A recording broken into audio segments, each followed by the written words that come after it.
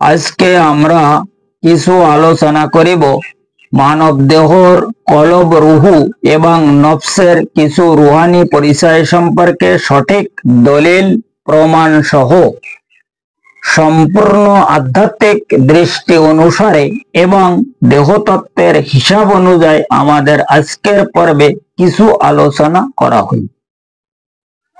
কারণ উক্ত উল্লেখকৃত সেই মহাকঠিন রুহানি বিষয়কে যদি সঠিকভাবে উপলব্ধি করা যায় তবে বর্তমান জামানার প্রতি প্রত্যেক মানব গোষ্ঠী উপলব্ধি করিতে সক্ষম হইবে কলব এবং নফসের আসলে পরিচয় কি, এবং সেই সাথে সাথে আরো উপলব্ধি করিতে সক্ষম হইবে আমাদের তাসওয়ুফ টিভি অনুষ্ঠানের হাকিকত সম্পর্কে। কাজেই এখন উপলব্ধি করার বিষয় হইল উক্ত কলব রুহু এবং নফসের আসল হাকিকি পরিচয় কি তাহার বিষয়। কারণ হইল প্রত্যেক মানব দেহর কলব রুহুকে সেই মহান আল্লাহ পাক তাহার চারজন ফেরেশতার রুহুকে তিনি একসঙ্গে ফানুস করিয়া একজন কলব রুহুকে সৃষ্টি ফরমায় এবং চারজন জিনের রুহুকে একসঙ্গে ফানুস করিয়া সেই মহান বারে ইলাহি একজন নফস রুহুকে সৃষ্টি ফরমায়। কাজেই উক্ত কলব রুহুকে সৃষ্টি ফরমায়া নূর দ্বারাই এবং নফস রুহুকে তিনি সৃষ্টি ফরমায়া নার দ্বারাই, যার কারণে কলব রুহুর খোরাক হইল সেই মহান আল্লাহ পাকের নূর মুবারক এবং প্রত্যেক নফস রুহুর খোরাক হইল শয়তানি নার। কাজেই যে দেহর মধ্যে নারের শক্তি প্রবল রইয়াছে, শয়তানি নারের শক্তি প্রবল রইয়াছে, সেই দেহ সঠিক হেদায়েত হইতে বঞ্চিত রইয়াছে। আর যে দেহর মধ্যে নূরের শক্তি প্রবল রইয়াছে সেই দেহ সঠিক হেদায়েত প্রাপ্ত হইতেছে, যাহার কারণ সেই মহান আল্লাহ পাক প্রত্যেক মানব গোষ্ঠীগুণকে তিনি খোদ ইরশাদ ফরমায়া ইহাদিল্লাহু লিনূরিহি মাইয়াশাউ, অর্থাৎ সূরা নূরের 35 নম্বর আয়াতে সেই মহান বারে ইলাহি দুনিয়ার প্রত্যেক মানব গোষ্ঠীগুণকে তিনি ইরশাদ ফরমায়া আমি যাহাকে হেদায়েত করার ইচ্ছা করি আমার নূর দ্বারাই হেদায়েত করি, কিতাবের মাধ্যমে নহে। যার কারণে সেই মহান নবী পাক সালাতুস সালাম তাহার সেই মহাপবিত্র জবান মোবারকে দুনিয়ার প্রত্যেক মানব গোষ্ঠীগুণকে তিনি সঠিক রুহানি তালিম অনুযায়ী ইরশাদে গ্রামীণ ফরমায়া মান সালাকা তরিকি ফাহুয়া আওলাদি, অর্থাৎ কালা রাসূলুল্লাহ সাল্লাল্লাহু তাআলা আলাইহি ওয়াসাল্লাম দুনিয়ার প্রত্যেক মানব গোষ্ঠীগুণকে তিনি পরিষ্কারভাবে ইরশাদে গ্রামীণ ফরমায়া যে যাহারা যে সমস্ত ব্যক্তি সেই মহান আল্লাহ পাকের জাহির বাতিন উভয় তরিকা অবলম্বন করিয়া আমার নূর মুবারক হাসিল করিতে সক্ষম হইয়াছে তাহারাই হইল আমার আহলে বায়ত কিংবা নায়েবে রাসূল। অর্থাৎ এই হাদিসের লাস্টে তিনি ফরমায়া ফা হুয়া আওলাদ, অর্থাৎ তাহারা হইল হুজুর পাকের আওলাদ। এখন তাহার আওলাদ হিসাবে যদি গণ্য হওয়া যায় তখন কিন্তু আমাদের আর কোনো অসুবিধা থাকবে না। আর তাহার আওলাদ হওয়ার জন্য তিনি ফরমায়া লা ইউমিনুনা আহাদাকুম হাত্তা ইয়াকুনা হাব্বা ইলাইহি মিন ওয়ালিদিহি ওয়া ওয়ালাদিহি ওয়ান নাসি আজমাইন। এই আজমাইন মানে পরীক্ষা, অর্থাৎ তিনি ফরমায়া তোমাদের পিতামাতা, ভাই ব্রাদার, স্ত্রী পুত্র, আত্মীয় স্বজন এবং মাল দৌলত সহ সমস্ত দুনিয়ার যত কিছু তোমাদের প্রিয় বস্তু আছে তাহার চেয়ে সবচেয়ে বেশি বেশি আমাকে যদি ভালোবাসিতে সক্ষম না হও ততক্ষণ পর্যন্ত তোমরা কোনো ব্যক্তি মুমিন হইতে সক্ষম নয়। কারণ এই হাদিসের ফার্স্টে তিনি ফরমায়া লা ইউমিনু, এই যে লা ইউমিনু তার মানে তোমরা কোনো সময় মুমিন হইতে পারিবে না। ওনার এই যে বর্ণনা, এই বর্ণনা অনুযায়ী যদি একজন ব্যক্তি সেই প্ল্যাটফর্মে না যেতে পারে, কথা বুঝে গেছে? এই হলো মানে একজন ব্যক্তি মুমিন হইবার এবং হুজুর পাক সালাতুস সালামের আওলাদ হিসাবে গণ্য হইবার একমাত্র উপায়।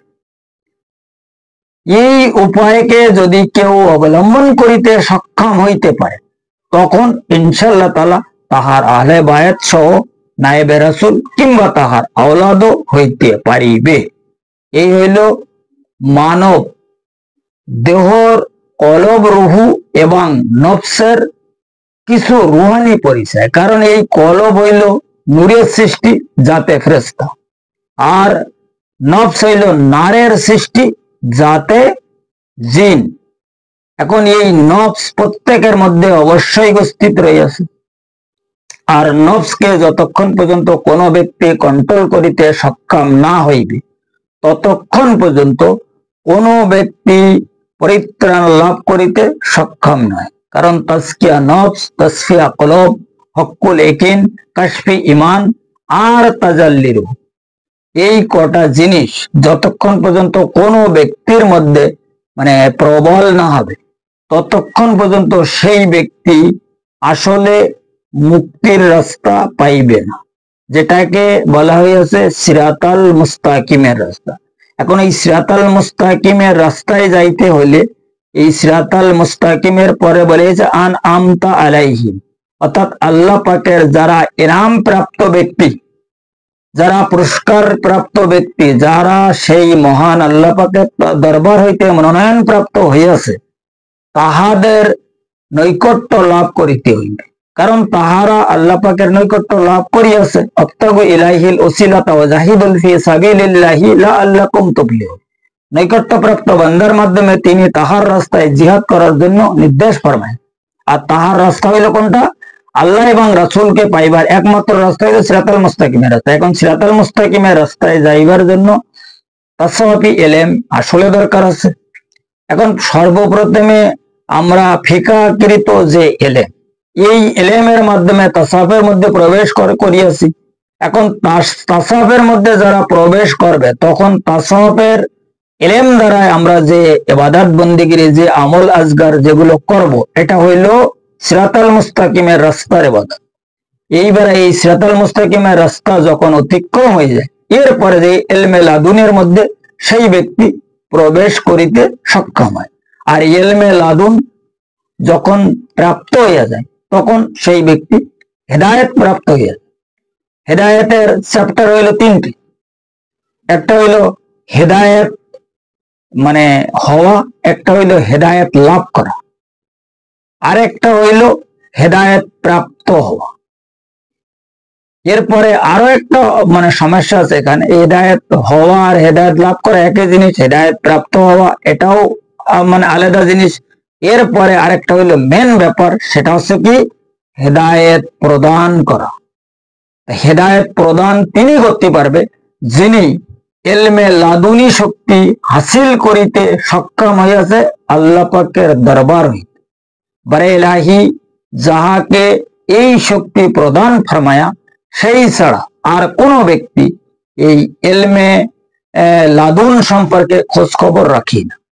ইলমে লাদুন আসলে কোনো ইলম না, এটা হইল একটা পাওয়ার। এই পাওয়ার বা শক্তিকে আল্লাহ পাক তাহাকে দিয়ে দেয়, যাহার মাধ্যমে তিনি আল্লাহ রাব্বুল আলামিন ইজ্জতের সঠিক হাকিকি রাস্তায় মানব গোষ্ঠীকে সামিল করার জন্য সক্ষম হয়। এখন সেই ব্যক্তি কিভাবে কাজ করবে, কিভাবে এগিয়ে, এটা তার ব্যাপার। কারণ ওসিলা যদি কোনো ব্যক্তি গ্রহণ করে, এখন শুধু গ্রহণ করে বসে থাকলে তো হবে না। ওসিলা যে ব্যক্তি গ্রহণ করিয়াছে, তাহার যিনি ওসিলা, ওই ওসিলার পাইরবি করিতে হইবে। তিনি যে হুকুম আহকাম যেগুলো তিনি নির্দেশ ফরমাবে, এইগুলো যদি আমরা সঠিকভাবে তামিল করিতে সক্ষম না হয়, ততক্ষণ পর্যন্ত আমরা তো আসল গন্তব্য স্থানে, যেটা আমাদের যাওয়ার মুখ্য উদ্দেশ্য, ওই স্থানে পৌঁছইতে কোনো মতে সক্ষম হইতে পারিব না। যে কারণে এই ব্যাপারে বিভিন্ন জায়গায় বিভিন্ন কায়দায় আল্লাহ রাসূল আমাদেরকে উপদেশ ফরমায়, যে উপদেশের মাধ্যমে যদি আমরা একটু চেষ্টা করি, মানে এই যে আমাদের ভিতরে যে নফসানি বিষয়টা আছে, মান আরাফা নফসাহু ফাকাদ আরাফা রাব্বাহু, এই বিষয়টা যদি আমরা একটু উপলব্ধি করিতে সক্ষম হই, তখন ইনশাআল্লাহ তাআলা আমাদের এই মানে মুক্তির বিষয়টা আমরা উপলব্ধি করিতেও সক্ষম হইতে পারি। কারণ দেখো, মুক্তি তখনই পাওয়া যাবে যখন আমাদের মানে আল্লাহ পাকের যে সংবিধান, এই সংবিধান অনুযায়ী আমাদের কার্যকর্ম সঠিক হবে। কারণ সংবিধান হচ্ছে কি, সংবিধান হইল আমাদের ভিতরে যে সমস্ত রুহানি ফাংশন আছে, এই রুহানি ফাংশন গুলো আমাদেরকে জানতে হবে। এই রুহুর মাধ্যমে আমাদের পরমাত্মার সঙ্গে সম্পর্ক স্থাপন করিতে হইবে। এখন এই রুহুর মাধ্যমে পরমার আত্মার সঙ্গে সম্পর্ক স্থাপন করার আগে সর্বপ্রথমে মুর্শিদের সঙ্গে আমাদের যেটা নিয়ন্ত্রণ সম্পর্ক স্থাপন, এটা প্রথমে করা লাগবে। আর মুর্শিদের মাধ্যমে হুজুর পাকের সঙ্গে সম্পর্ক স্থাপন হবে। আর হুজুর পাকের সঙ্গে যখন সম্পর্ক স্থাপন হবে, তখনই হুজুর পাকের মাধ্যমে আল্লাহ পাকের সঙ্গে সম্পর্ক স্থাপন হইতে পারে। কারণ ফানাফিল্লার মোকামে শুরু হয় মুর্শিদ থেকে। ফানায় আরজি যেটা, এটা নিজেকে করতে হয়, নিজেকে করে মুর্শিদ পর্যন্ত পৌঁছতে হয়। এরপরে ফানাফির শেখ, ফানাফির রাসূল, ফানাফিল্লা, ফানাফির শেখের মধ্যে তো 3টে মোকাম আছে। ফানাফির শেখের আমরা তো শুধু জানি যে ফানাফির শেখ, কিন্তু ফানাফির শেখ, ফানাফির শেখ আকমাল, ফানাফির শেখ মুকাম্মেল, এই 3 মোকাম অতিক্রম করার পরে তো এরপরে আছে কি ফানাফির রাসূলের মোকাম। এরপরে ফানাফিল্লার আরো অনেক মোকাম আছে। এগুলো যখন অতিক্রম করা যায়, তখন ওয়াসিলাতের দরজায় যখন যে ব্যক্তি পৌঁছে যায়, তখন বেলায়েত অনেক পিছিয়ে থেকে যায়। এই ব্যক্তি ইলমে লাদুনী শক্তি হাসিল করার জন্য সক্ষম হয়ে যায়। তখন সেই ব্যক্তিকে আল্লাহ পাক ইলমে লাদুন প্রদান করে। কথা বোঝা গেছে? এই হইল আমাদের মানে আজকের তাসাউফ টিভি অনুষ্ঠানের সামান্য কিছু রুহানি আলোচনা। এ প্রসঙ্গে আরো বহু আলোচনা ইনশাআল্লাহ তাআলা রয়েছে, কিন্তু এই প্রোগ্রামের মাধ্যমে সব কথা বলা সম্ভব নয়। যদি কেউ এ ব্যাপারে ভালোভাবে আরো বোঝার ইচ্ছা থাকে, ডেসক্রিপশনে আমার নাম্বার দেওয়া আছে। এই নাম্বারের সাহায্যে যদি কেউ আমাদের সঙ্গে সম্পর্ক স্থাপন করে, তাহাদের পরিষ্কারভাবে জানাইয়া বুঝাইয়া দেওয়া হইবে, এবং এই রাস্তায় যদি কেউ চলিতে চায় তাহাদের গাইডও করা হইবে ইনশাআল্লাহ তাআলা। এতে কোনো অসুবিধা নেই। যাই হোক, আজকের আলোচনা এই পর্যন্ত রাখা হইল। আগামী পর্বে এই বিষয় অর্থাৎ তাসাউফ সম্পর্কে আরো কিছু রুহানি আলোচনা অবশ্যই করা হইবে ইনশাআল্লাহ। ফের দেখা হইবে।